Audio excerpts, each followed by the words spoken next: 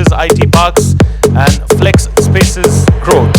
The business transformation leader with over 28 years of experience across domestic and international geographies. After 24 years of rich experience in multiple CXO roles in branded fashion retail, he has initiated his journey in the sector of real estate since the year 2022 with Mango Advisors heading the business for South Zone and Gujarat, and has successfully spearheaded structuring customized solutions for his clients all over the south of India. Ladies and gentlemen, please welcome Hetal, Kotak, Director of South and Gujarat, Mango Financial Advisors Private Limited. Thank you so much, sir. Swagat hai aapka. Welcome. Take that seat right there. Moderator's chair. I'll now be inviting the speakers for the session and in alphabetical order. The Bible kills. The Bible kills. My first speaker over here, he holds a master's degree in business administration and has over 17 years of experience in the real estate sector. Prior to joining M.Inst.D, he worked with CBRE where he held a variety of leadership roles and led some key corporate real estate relationships all over the country. Give it up for Brijesh, Dsouza, MCR Head, South Leasing, Embassy REIT. Thank you so much, Brijesh ji, for joining us over here. Request you to take your seats. My next speaker over here has nearly 29 years of work experience, out of which 26 years has been in the real estate sector. He has successfully structured several investment transactions, including joint ventures, private equity investments, advised several funds and HNIs on their investments in Indian real estate. Prior to joining Bhartiya Urban, he was with Phoenix Mills as COO and business head, prior to that commercial, and prior to that as head of investment and asset management commercial for Maple Tree India. As CEO of Kotak Developers Limited, took the company public during his tenure. Please give it up for Hardeep Dayal, President, Commercial Real Estate, Bhartiya Urban. Thank you so much, sir, for being with us over here. My next speaker over here is having over 30 years of experience. My God, staggering numbers, 25, 24, 30, incredible numbers indeed. 30 years of experience in shopping centers, mixed use and workspace asset management, focusing on unlocking value in complex real estate assets and ensuring that they deliver for investors, tenants and communities alike. His expertise spans mall operations, leasing strategy, tenant mix, optimization, workspace transformation and large-scale tech park management. The man who needs no introduction, please give it up for Jonathan Yach. He's already over here. Thank you so much.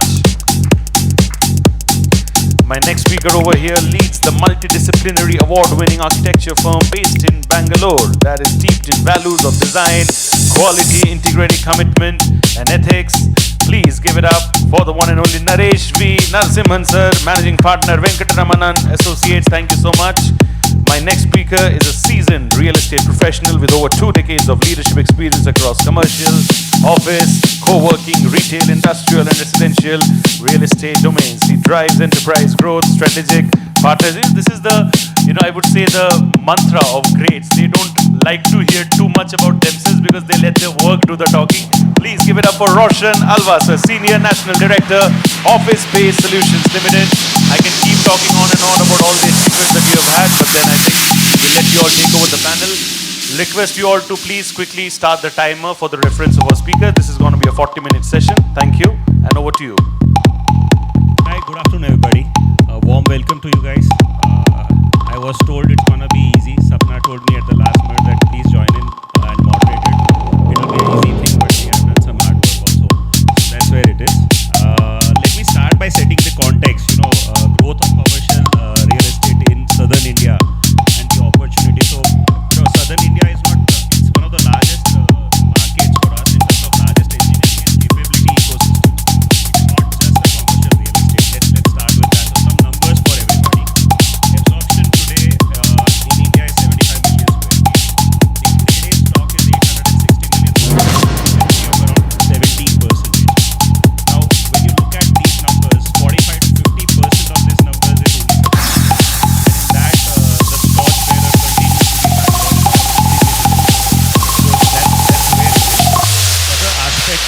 It's a value-added segment in which Bangalore is operating, the entire commercial space is operating. It's not just a cost-driven offering, which is what Bangalore is offering. So that's where it is. It's a deep multi-tech talent corridors are getting created. So there are exciting prospects. Now, if you look at the demand mix, The main advice news reporters have been able to get from official sources is to tell private citizens to stay inside their homes behind locked doors. Do not venture outside for any reason until the nature of this crisis has been determined and until we can advise what course of action to take. Please keep listening to radio and TV for special instructions as this crisis develops further. last year. So that's the quantum and the consumption which is happening in one city within the entire ecosystem. Now, if you look at India's numbers, just to give some excitement for people who enjoy numbers, India has absorbed more trade space than China and Australia combined.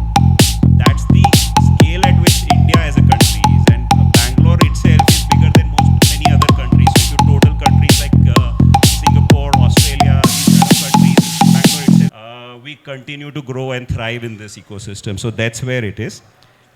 Look, there are multiple things, but I will then not continue on this part of it. The idea was to set the context, which is, defining an opportunity, what is the scale of the opportunity, how GCCs are critical and growing rapidly, continue to grow. Flex solutions is again a critical piece. So all this is already there in the ecosystem in Bangalore and doing consistently well. Now, just to take the journey forward, okay. Let me start with the first question, okay, which is Bangalore's evolution over the decade. And this one, definitely want Brijesh to chip in on this one. And others are more than welcome. But if you look at the big picture, Bangalore's transformation over the last decade or so has been remarkable. Now, there were always speculation that what will happen with hybrid, will it shrink the demand? But actually, it made companies to shift to better solutions. Quality increased, the quality of solutions increased, and a lot more changed. And no longer the workplaces have become larger and bigger instead of smaller and congested in a way. So the shift is radical in a way, and it's exciting. The question for me, from my side, Brijesh, to you is, given Embassy's REIT, and you have watched this shift unfold over the years. So how has the commercial real estate landscape evolved? What do you see? How do you see the evolution, and what are the critical transformations that you are experiencing? Any views on that? See, the predominant factor which has enabled the growth in the commercial real estate sector to go over the years, I wouldn't shy away from it, is to say that the reason why Bangalore has grown is surely because of its talent. We all keep saying that despite government, Bangalore has seen growth. Bangalore has always been a cosmopolitan city, attracting talent from all across the country and making them stay here, which has then enabled these IT companies to come here in large numbers. Innovation hubs like GCCs, etc., come here in large numbers and set up base, grow into the city, etc. Predominant enabler has been talent. Of course, with talent, also the possibility that the city can expand on all sides. We are not landlocked, luckily, and that also gives us an opportunity to decentralize at some point, which will slowly happen. Also is another advantage. I think the third most important advantage is availability of good quality, valuable real estate, grade A, for these companies to come and set up base, which has fueled the evolution of real estate in Bangalore. Again, the type of jobs that Bangalore attracts to today is very different from what it attracted 10 years back. 15 years back, there were voice processors. 10 years back, there were, KPO kind of, ancillary processing jobs. Today, we are talking about, very attractive innovation hubs. We are talking about creating new products in India for other markets. So the cutting edge jobs are only enabled because of the availability of talent in Bangalore. And that's predominantly led this evolution. Just a top-up question on that when we talk about grade A commercial and all that, and Bangalore being, and India being a dollar market, as they say. So where do you see that impacting, and is that changing faster? What is the view there? It is changing faster, of course. Again, the answer can't be holistic. It is dependent on the processes that any company wants to set up in the country. For example, if there's a company with very basic processes where talent is agnostic, be it here or be it somewhere else, talent is the same, then of course they will be price sensitive. Bangalore, in terms of lifestyle, in terms of livability, is more expensive than, say, our peers in Hyderabad and Chennai. So that, of course, gives us a little bit of a disadvantage as far as cost is concerned. But what we are increasingly seeing is that the real estate availability is becoming, or the real estate pricing is becoming a little inelastic, in the sense, if my properties are 5 rupees more than others, but I'm still focusing on quality, creating business ecosystems, creating value to the occupiers, creating an experience which is very different from others. Today, we have occupiers who appreciate that compared to before. So yeah, dollar is important, not from a real estate standpoint as much, but from a talent standpoint more, so that the wage bill doesn't go up. But we are seeing a lot more flexibility today for occupiers taking high value assets compared to what they were in the past. Moving on to one more question now. This one I want to address it to Naresh and Hardeep.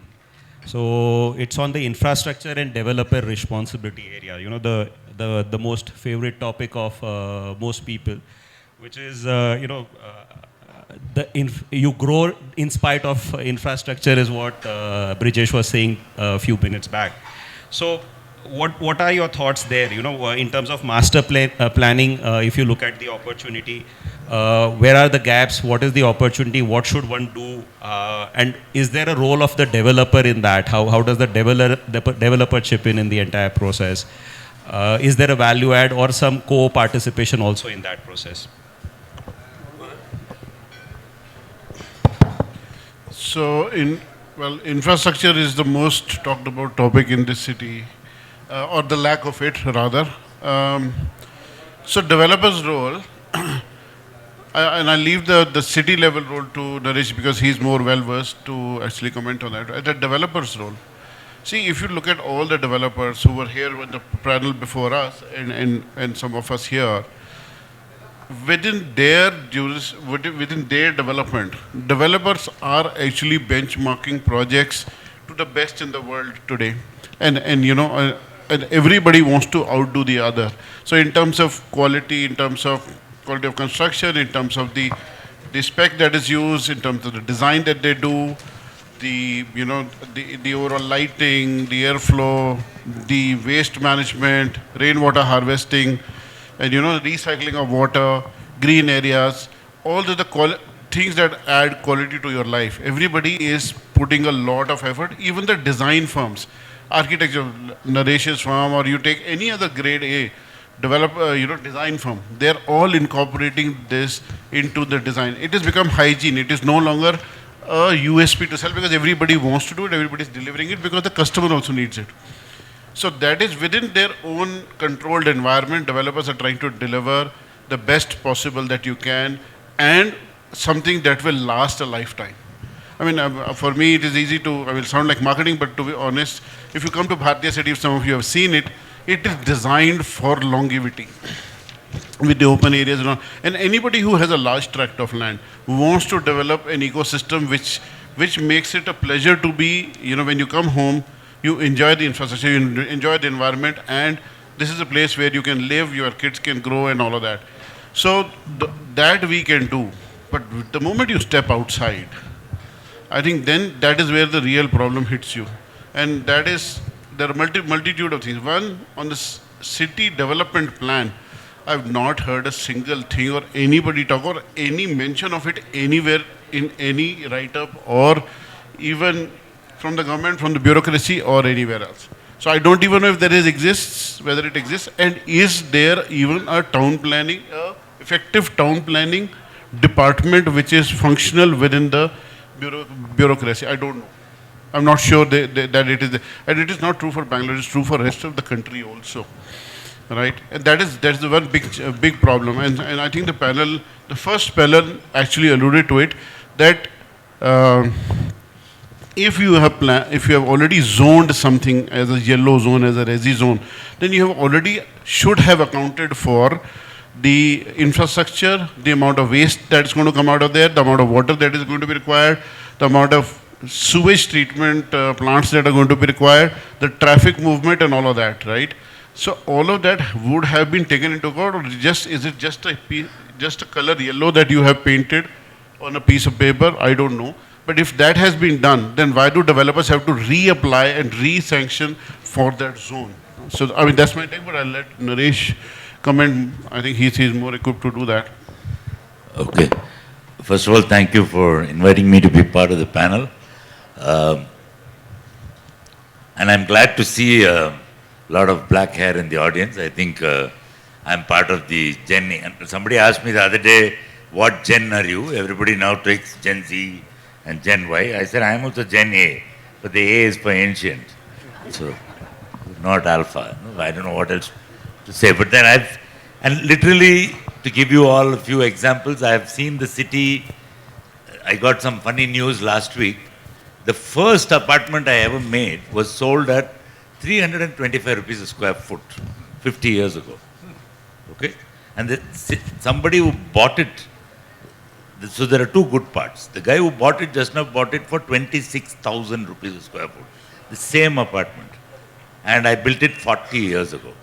And the good part is that what you mentioned, the point about longevity. And I asked him, he came to the office and said, do you have a plan? I want to make some Vastu changes. In 1985, there was no Vastu. Okay, thank God. This Vastu is the killer of design. Anyway, so I said, all right, but why did you pay? Did you actually, how much did you pay? And he said, well, sir, there is nothing wrong with the building at all. And nothing needs to be changed, just some minor Vastu correction. So it's a testament to the quality of Bangalore developers that we have set a benchmark of quality compared to any other city in India. And I think we should all give ourselves a hand. That a 40-year-old project can sell at that kind of price even today, right? All of you know the project, and I think you are from that company, right? This is the embassy. So on Alias Road. People cannot believe it was finished in 91, right? And yeah, so for its time. So that's a good part. On the flip side, I get asked by a lot of developers all the time, say, why is the road, why is the infrastructure a mess? Why is it not happening? And I always ask the question back, why aren't you doing something about it? Why is it that the government is always to blame? Even if there is garbage on the road, somehow the government is to blame. But somebody you know is throwing that blasted garbage on the road and you're not doing anything about it. And I really think from a real estate point of view, particularly with large-scale office towers, which occupy a huge, currently I'm working on the upgrade of curiously, that's what somebody in my office was joking that I must have built more than 2,000 buildings in Bangalore alone. And what I'm known for is a street, which is Church Street. Because you see the impact something like that has. Any of my buildings, I think maybe 10 lakh people have gone through in the last 30, 40 years. But the Church Street in the last 5 years has seen a throughput of more than 1.5 crore people, more than the population of Bangalore itself. So I think it's important that we, as a community, we take some shared responsibility. And you can see an ORR, right? What is happening to ORR? It is not even a sin of commission. It is not a sin of omission. It is a sin of mindless accretion. 6 agencies have done whatever they want and nobody talks to anybody else. Curiously, they all belong to the same government. But they may as well be like a cutthroat competition with each other. And we are finding it more and more difficult to make citizens of Bangalore, and particularly the corporate citizens of Bangalore, a partner in this. It is not, and many people tell me, oh no, we have a CSR fund, we'll give it. This is not CSR. This is CSR but not corporate. This is citizen-centric responsibility, citizen social. And you have to be able, and I'm saying that rather than look at it as a nuisance, that the government is not doing anything, what if you took this as a hidden point of differentiation? As a developer, and let me just finish, if you take 100 meters on either side of your property, that's 300 feet in front of you, right? And fix it. It is not that difficult to fix it. It's quite an easy thing to do. And some developers do it, I'm not saying it, but 95% of the people still don't agree. Instead of using it as a nuisance, convert the nuisance into opportunity. And I would suggest that if you're building, the simple metric for it is, if you're going to build 10 lakh square feet up, fix 10 lakh square feet on the ground also. No. And it's not going to cost you that much. Sorry. I would like to comment on that one, Naresh, sorry to interrupt. See, that is not easy to do. And I'll give you a live example. Nothing is easy. Neither is building the 10 No, lakh. it's not question of will of the developer or putting the money. It is not about that. It is about, so there is a broken road, from Hinnu to Bhartiya. It's a broken road, right? We wanted to fix it. It doesn't cost much, really speaking. When you're building such a large township, you already have everything mobilized. You just need to put a little bit extra and then get it done, right? We wanted to do it. And we got the quote from our construction company. The day we wanted to do, the local leadership came and stopped it. Yeah. So They that's don't the want mistake, it. right? They will not allow us to do. That is the mistake. No, but we told them. We had spoken, we spoke to the bureaucracy, we spoke to the municipal corporation. We want to, yes, we will do, yes. We said, okay, this is what we're going to put. Let us do it. Yes, the day you want to start, 2 trucks came and offloaded mud on that road, they bloody blocked the road. No, that is So, and then... that part is one issue. The other thing... Yeah, sorry, please continue. and then eventually we had to rally with them and whatever needed to be done was done and then we fixed it. It took us 2 days to fix it. Where the whole bloody crowd was suffering, the whole residence was suffering for 6 months. 2 days, that's all it took. And it didn't cost us much. But I'm saying, people, if they want to do, the will is there, Naresh, I don't think nobody wants to do it. It is, are you able to, is there enablement to do it? Just create a policy in the bureaucracy, allow people to do it. City will improve. Sorry, Brijesh, you say. No, absolutely. See, frankly, if you look at any, and again, I'm not trying to market anything, but if you look at any of the large developments, including our development, right, we create an ecosystem where connectivity is eased out from outside the park to inside the park. What we can control is the ecosystem that we control and a little outside it, right? And to circumvent that point that you spoke about, we work with the government, we work with their contractors, we build with their contractors, pay our money through their contractors, which is generally a little more expensive, but we still do it. But ultimately, what we control is the ecosystem outside. So if you go outside Manyata, you have 2 loops taking you inside the park from a flyover. That reduces clogging big time. But I can't do anything about the clogging in Hetal. I can't do anything about the clogging in Kerpuram. That is something that the government has to do. I mean, at the end of the day, I think if you look at a tech park as a micro zone, there's a great amount of planning. There's a great amount of planning for traffic, sewage, everything together. But when you look at a macro setup of Bangalore, that's where the planning lacks. And that's not only for Bangalore. I mean, we are sitting here, we crib a lot about it, we talk a lot about it. I'm just, all urban centers are the same. I'm just stepping in because we are, the time is moving on. The point largely remains that, the intent of the developers is there to chip in and add value to the ecosystem and develop ecosystem beyond what is organically theirs. I'm quite happy to help. Please reach out to me. I know how to play the system. With that assurance moving forward. So this one is for Roshan, something for you to chip in, and of course Brijesh can also add value to it.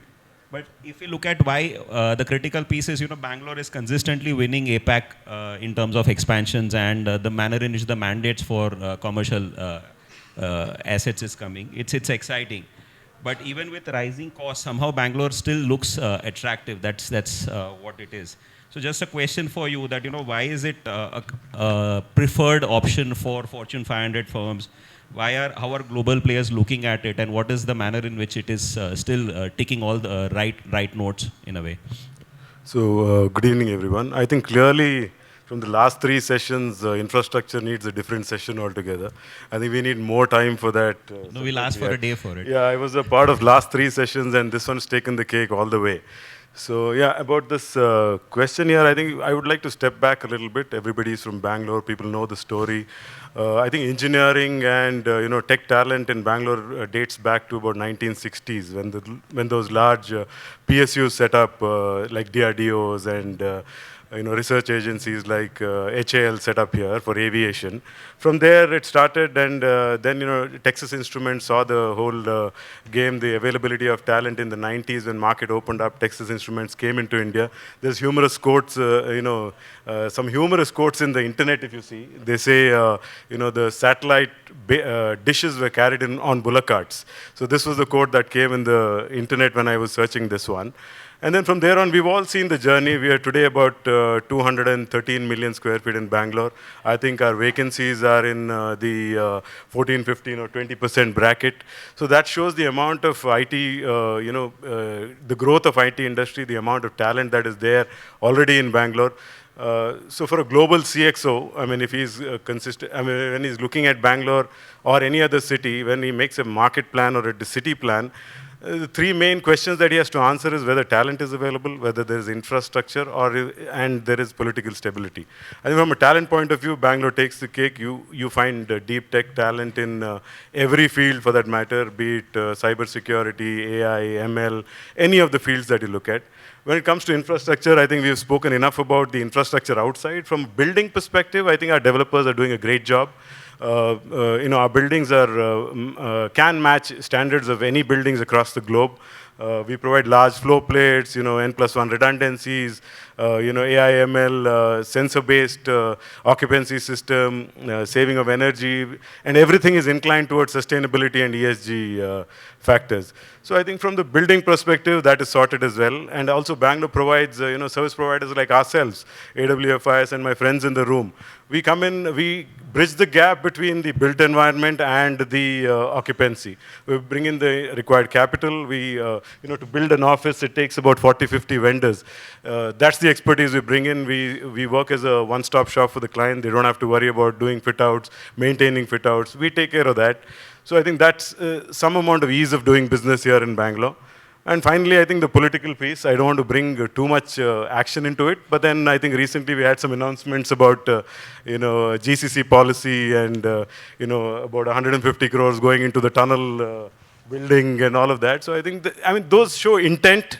What is happening on ground, we all know, but those show intent. I think that's some kind of a driver for people coming into Bangalore or any other city in India.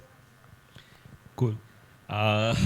Thank you. So just moving on to something that I was reading earlier today, which was a term came across as hotelification of real estate. And to me, it sounded very interesting. Where there is a concierge involved in real estate, there are cafes and F&B involved, there is entertainment involved, and genuinely, truly integrated things are the manner in which it is coming.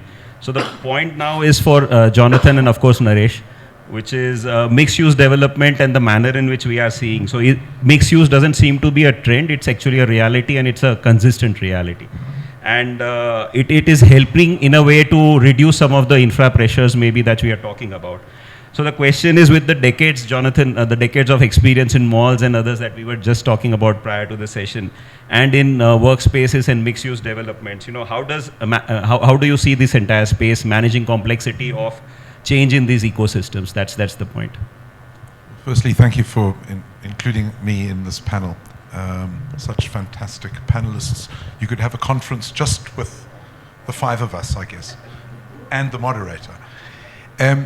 I'm going to respond from a pure psychological perspective. A little unusual, but it speaks directly to you, Naresh, having been a designer of spaces. So there are three spaces in our lives. Think about it, just three. The first space is the space that is your most private area. Your second place is the antithesis. You can't be private in the second place. It's what we call work. And the third place, surprisingly, is the place between your eyes. It's called the place where you want to be when you're not at home and when you're not at work. It's that third place that intrigues me the most, particularly in respect to how we manage our built environment.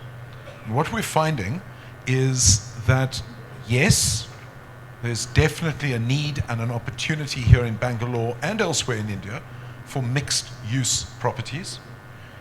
Yes, we have to appreciate how people will use that space. And thirdly, we have to make sure that we mix it all up.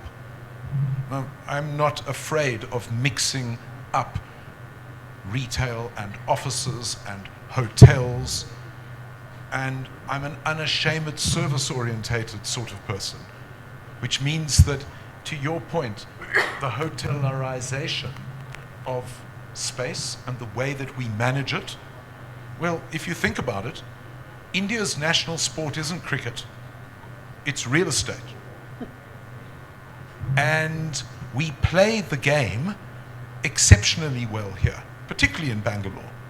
And I'm being very, very complimentary, because real estate is a contact sport. It's the sort of engagement that requires us to talk to each other. For us as managers and owners and developers and architects to actually engage with our customers, our tenants, the users of the property, the people who manage and work in the property. So from our perspective in the Gopalan group, we're not worried about mixing it all up. We're not worried about matters relating to mixed use. In fact, we're up for the opportunity. Our view is that the more mixed up it is, the more of an opportunity there is. There are enough number of investment bankers here. One's on the stage over there. And the interesting thing about how we manage our property today affects its value tomorrow.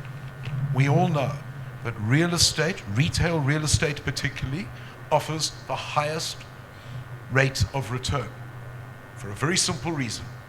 We are getting the retailer to work for us in real estate, and we collect what is called the revenue share.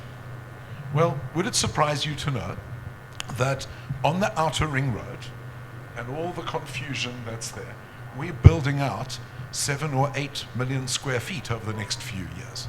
We call it Fortune City because we think it's going to be fortunate for everybody. But the remarkable thing is that we're not scared of the mixing it up. There's going to be a hotel, and there's going to be a big clubhouse, and there's going to be bowling. And if we could put in a cinema, heck, we would do that as well. Why? Why go to all of this trouble? It's because there are so many people, two groups represented so well on this stage, for example, who are saying that we know what our customers, our tenants, the tenant staff wants. Our biggest challenge is to get people into the office. The return to work syndrome is gaining a little bit of pace since COVID and what COVID did to us. We need to make sure that we bring people back into the office. It's a fundamental real estate requirement. On top of that, we've got to make sure that we've got things for them to do. We mustn't be scared of mixing it up. In actual fact, if we all thought with that kind of an attitude, every one of our properties would be jewels in the crown of the real estate that we call Bangalore. Curiously, I used the same argument 20 years ago. I know you did. Okay. I was there. Yeah, okay. And funnily enough, and the argument is proven true. So how many people in the audience have visited Brigade Gateway? Almost everyone, right? So we used to call that project Hotel California in the office because, to paraphrase the words of the famous song, you can check out any time you like, but you never have to leave.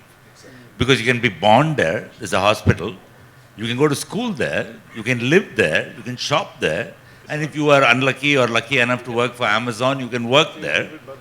And you can also, if you have too much money, you can party in the 5-star hotel there, watch a film, have a dinner, and when you die, there's a mortuary waiting also there. So you never have to actually get out at all. It's the most mixed use project. It's actually a pioneer of its kind, and I must salute the visionariness of the developer at that time to even get a concept like that. We have a similar one which is half done, which is not complete, which is double that size on Kanakpura Road for Prestige. Again, most of you have seen it, called Falcon City. And that is again, and you are telling me there's another one coming on the ORR. So I think this is a good trend to follow, and people are actually getting tired of moving. Everything for your daily life must be within 15 minutes walking distance of your home. And that is including your children's school, your daily shopping, etc. Work, you cannot predict, you might have to travel a little bit. But all the day-to-day nuisance has to be taken care of with this kind of approach.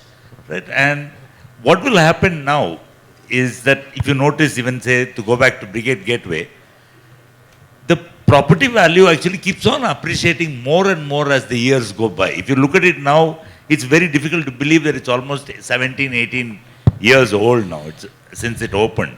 And you find that actually because of the mixed use nature of it, and what I call, actually the other great concept in that project, which also at that time was scary, but still a lot of Bangalore has not adopted it, is what I call the ungated community. Right? There's no compound wall in Brigade Gateway. Anybody can go into Brigade Gateway. There's no pressure on you to buy anything. You can go and enjoy the water body. Bangalore doesn't have a proper clean lake. That one's sewage water, but it's nicely treated. It doesn't smell and all that. And you can actually go and enjoy a waterfront experience for free. And I think that's a critical thing that you mentioned, Zach, that Jonathan, that every building, even if it's a small building, even if it's an office building, should make the ground floor porous and make it into mixed use development. I mean, we are building something on the ORR also for another developer, where the entire ground and first levels are, we almost create a high street by ourselves. Right? You don't wait for a high street and go and put it on a high street.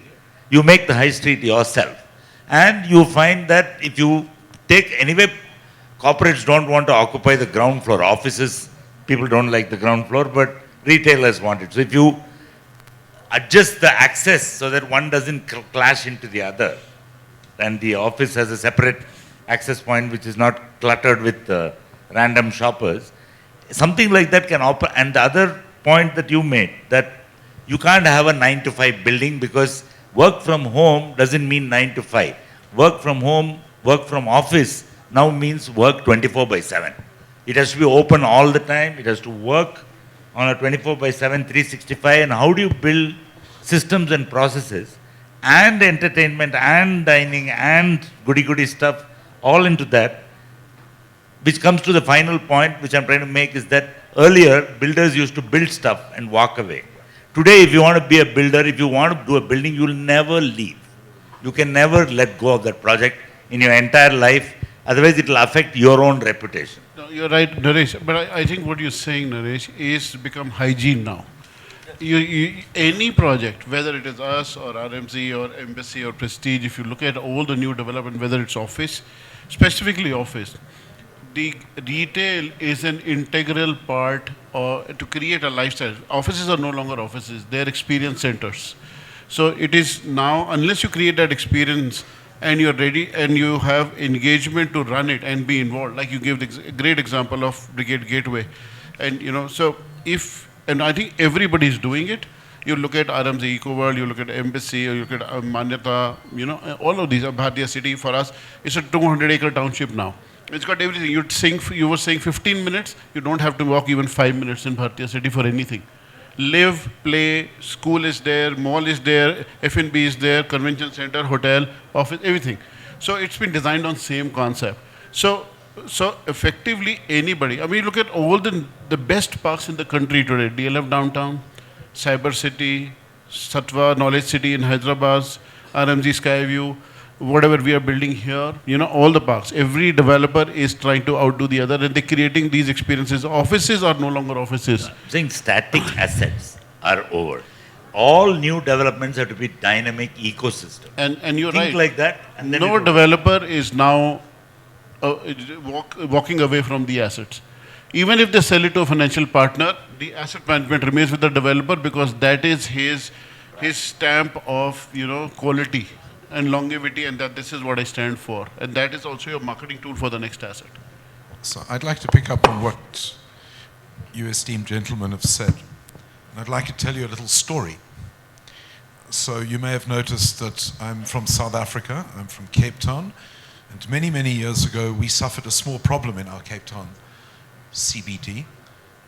We noticed that our CBD was going backwards in value and in management, and it was dark and it was decrepit. So a group of us started something called the Cape Town City Improvement District. You can Google that. And in 1991, when we started, because I'm the retail guy, I was asked to do the retail leasing strategy for the 6 square kilometers of the CBD. And you think about it, a CBD is no different to a shopping center. It's got malls, and it's got little places on the ground floor, and then it's got big things called buildings for offices. By the way, in those years, there was no residential in the CBD. So the first thing we did was we started imposing residential into our city. We did a walkability index so that ladies in high-heeled shoes could walk from one side of the city to the other. And here's the revolutionary bit, and I think maybe the learning point for the first session and for this session, is I was part of the delegation to go to national government and to the municipal government, where we enabled legislation to privatize the management of the 6 square kilometers. And at one stage I was a director, together with my late brother. What that meant was that we managed the streets of Cape Town like we manage shopping centers. Can you imagine that? It meant that if the street light was broken, we fixed it. And if there was a gash in the cement pavement, we fixed it. And we regulated cleaning, and we regulated garbage removal, and we regulated security. Within 5 years, the value, the municipal valuation of all property in the city moved to $1 billion from a couple of $100 million. Today, the city is worth close to $40 billion. The City Improvement District is still managed, interestingly enough, by the same guy who was a precinct manager when I was training him. So Jonathan, I'm There's seeing method in the madness if you're prepared to put your mind to it. cool. So at that note, only thing that I realized is, time flies faster. The time spent here moved faster, but when you're stuck in traffic, it somehow doesn't move. But that's about it. Now, just leading to an end point conversation, just to conclude that, South is an interesting market. Bangalore is a very solid market. What will help us sustain? Are we missing any pieces? How do you sustain and grow further or increase your velocity of growth? I think on that note, it's open to anybody and everybody. And post that, happy to take on questions if there is time available. So I think what I don't think we are missing anything in South. In fact, I think in India, if you have to look at it, I think the South is the pioneer as far as new business entering into India is concerned. I think talent density is one of the critical enablers. Talent density is a very important enabler. Bangalore predominantly, despite all the urban challenges we all spoke about, is all because of the fact that we've had a run where talent is established here, right? Hyderabad is catching up today, Chennai is catching up too. But between these 3 cities is where most of the talent or STEM talent in the country is. And that's what enables the growth. So I don't think there's anything that is challenging the growth of South at the moment. But in the future, possibly, enhanced infrastructure, political stability, stuff like that can accelerate this better. Uniformity of policies across zones can help us grow better, can help us develop better. Can I say something completely selfish? Okay. In any development, right, once the land is secured, either by purchase or JD, some way, the first guy on the scene is usually me, the architect. We are the top of the pyramid. If you don't draw a line, none of you in this room have any business to do. Yes or no? True. But unfortunately, we get paid the least. In the whole value ecosystem, we get nothing out of it, because what happens is that we are the first guys on the board. So the boss of the company is sitting in the negotiation deal himself. About 2 years into the Naresh, in essence of time, I'm just saying... I'm finishing it in one line. Because I'm so all I'm saying is, treat architects, in the last discussion also I heard this word 20 times, please treat architectural and design firms exactly the way you treat your, what do you call it nowadays, channel partners. Into my days, I think Farooq is here, we used to call it real estate agencies, but now they are called channel partners. Pay us exactly what you pay channel partners as a percentage of sale value, not some peanut out of some construction cost, stuck in some. So then we can be truly strategic design partners to developers, rather than just some guys who make some drawings and then step back. Somebody earlier was complaining to me in the room saying, architects are useless, they just do dabbas and give it back to me, I have to do all the heavy lifting. I said, because you don't pay people, why should I do it for you? Okay. I just see. I agree with. Architects like that. I agree with Brijesh. The South has been a trailblazer in terms of the total office uptake in the country and continues to do so. But as Bangalore, I think we are slowly slipping. Today morning, the news came out that, and we were discussing it just this morning and yesterday, that Hyderabad has taken lion's share of new GCCs this year compared to Bangalore. So almost double of what Bangalore has got, Hyderabad has got. And that is because the infrastructure is great. Chennai infrastructure is great. Weather is not so great. Weather is not so great in Hyderabad. But like said, talent is there.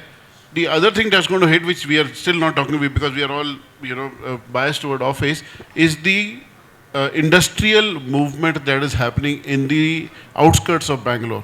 So Dodbalapur, KIDB Park, Aerospace Park, we have so many new developments, industries that are coming up. They will add further pressure of housing, school, this infrastructure and everything else to the city. More cars, more public vehicles.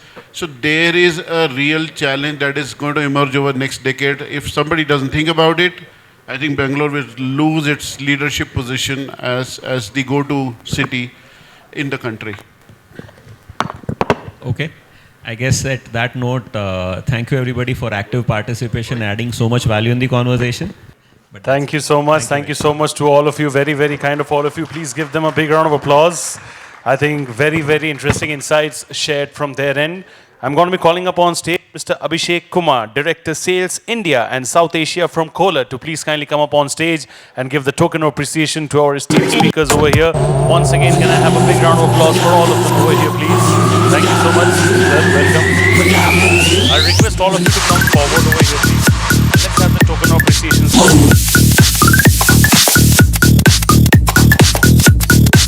Thank you so much.